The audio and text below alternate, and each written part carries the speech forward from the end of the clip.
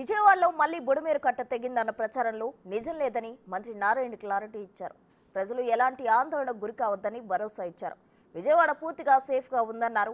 New RR పేట, జక్కంపూడి కాలనీతో పాటు పలు ప్రాంతాల్లోకి వరద వస్తుందంటూ వదంతులు నమ్మొద్దని మంత్రి చెప్పారు. ఈఎన్సీ గోపాలకృష్ణారెడ్డితో ఫోన్లో మాట్లాడి వరద ముంపు సమాచారం తెలుసుకున్న తర్వాతే మంత్రి ఈ ప్రకటన చేశారు. నొన్న ప్రాంత ప్రజలకు, పాయకాపురం ప్రాంత ప్రజలకు, సింగినగర్ ప్రాంత ప్రజలకు నొన్న పోలీసు వారి విజ్ఞప్తి, మీ ఏరియాలో ఎటువంటి వరద రావడం లేదు.